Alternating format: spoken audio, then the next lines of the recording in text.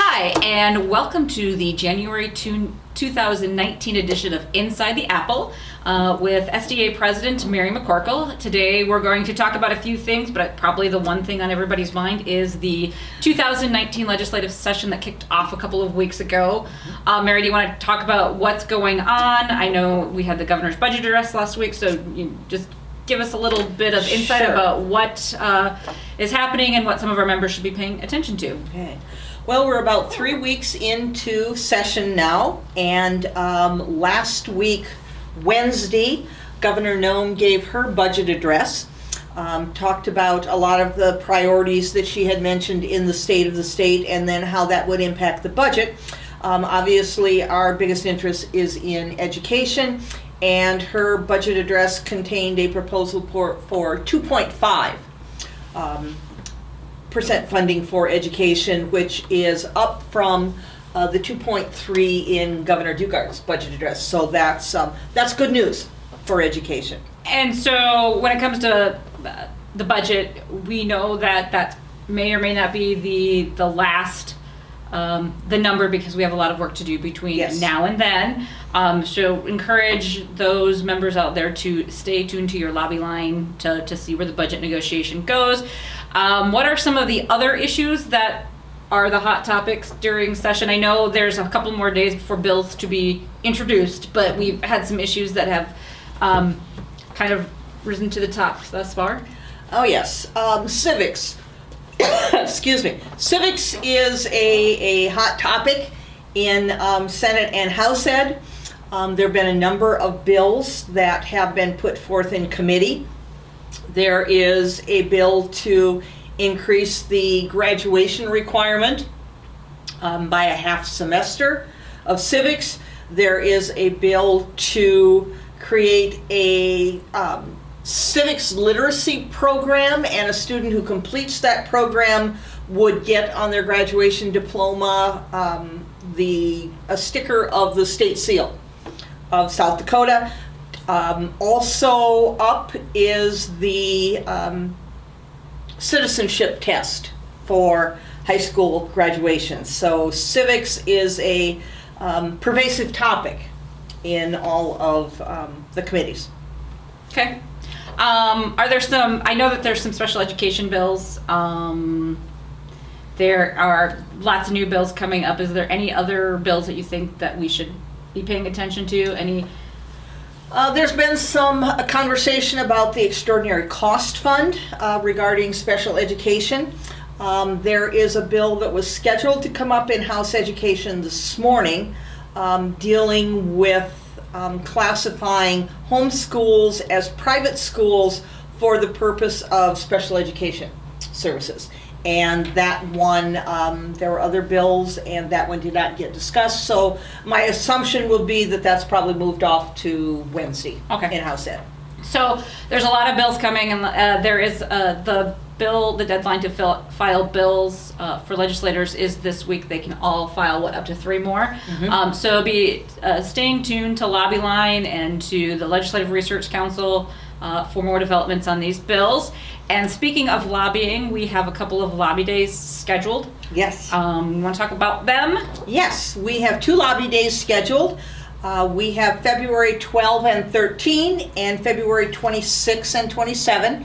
And that would be coming in at the end of the school day for a legislative briefing, probably around 7:30, 8 o'clock on the Tuesday night. And then beginning the day bright and early the next day in House Ed or Senate Ed, or taking the opportunity to visit with legislators on the floor. You can sign up on the website, sda.org. We will provide mileage for 1 car from a local, and we will have something for supper and a lunch on the next day. But it's so important to have educator voices right there talking to legislators, to tell your story about what's going on in your classroom, and to talk about the issues that are up in front of the legislature. And one of the things we'll be talking about are the buttons, and you want to talk about the SOS, or the Support Our Students conversation that we are working at start here in Pierre. Yes, and that will be one of the focuses of the lobby days is SOS, Support Our Students. So as we talk about the things that our students need to be successful. We need to recruit and retain educators, and that helps our students. We need to look at mental health access. We need to look at mental health funding. We need more access and more statewide access. Some districts are in a location where they have services, but how do we help everyone across the state? How do we make that equitable? But that's what our students need. We talk a little bit about our ESP and the importance that every educator, whether it's the bus driver, whether it's the para, whether it's the school secretary, the food service, everybody plays a part in our students' education, and all of those are important in impacting our students' education. So we talk about supporting our students, and these are the things that our students need to be successful. Okay, so again, don't forget to sign up for Lobby Day. I will be asking you to come and talk about supporting our students, and this is something that we will, conversation we hope to continue between now and throughout the next school year. Switching gears a little bit, there's a couple of scholarships that we have that the deadline's coming up. Do you want to talk about those 2 scholarships? And we actually have a change to one of the scholarships. Yes, we do. So we have 2 scholarships that are up for application. The deadline for both is February 15th. Whether you submit that electronically from our website, or if it comes to us snail mail, it needs to have that February 15th postmark on it. The first scholarship is the Ramia Boersma Scholarship. Traditionally, that scholarship has been for the children of SDEA members who are going into teacher education. It's for high school seniors or also for college sophomores, and the scholarship can continue through the rest of their educational career by meeting certain criteria. At the board meeting a couple of weeks ago, the SDEA Board of Directors voted to expand the Ramia Boersma Scholarship to also enable the grandchildren of SDEA retired members to be eligible. So to be eligible, it can be the child of an SDEA member or the grandchild of an SDEA retired member. And that goes into effect immediately.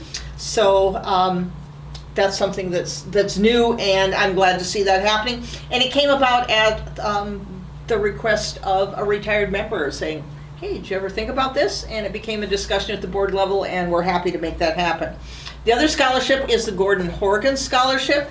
This is a scholarship for Native American students who are going into teacher education. They do not have to be the child of or grandchild of a member of SDEA. But any Native American student who's interested in a career in teacher education, again, it's available for high school seniors and college sophomores, and can continue through the rest of their education career. And again, February 15th is the deadline, so a little bit more than 2 weeks. So get those, spread the news, share with your guidance counselor, help that information to get out. All right. Next thing that we want to talk about is there are some new grants for our locals, our social justice grants. This is a new opportunity for locals. Do you want to talk a little bit about it, Yes. how they access those grants? Right. We have a racial justice grant from NEA, and we're looking to help our members carry out some racial justice work, particularly in regards to Native American students, either in their classroom or in their schools. So there are a number of grants available. We have a pot of about, we have a significant pot of money. As I started to say that, the number disappeared out of my head.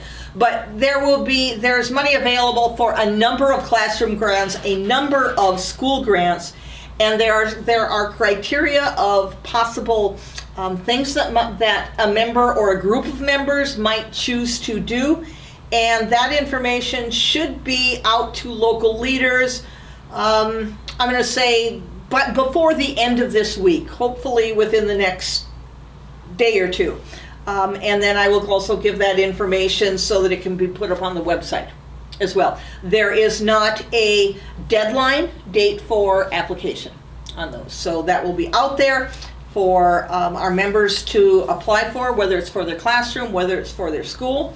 As long as we have the money to support those, we will keep taking grant applications. So this is a new opportunity for our members, especially those who are looking for some resources, perhaps do some things in their classrooms or in their schools to make a difference in their students' lives.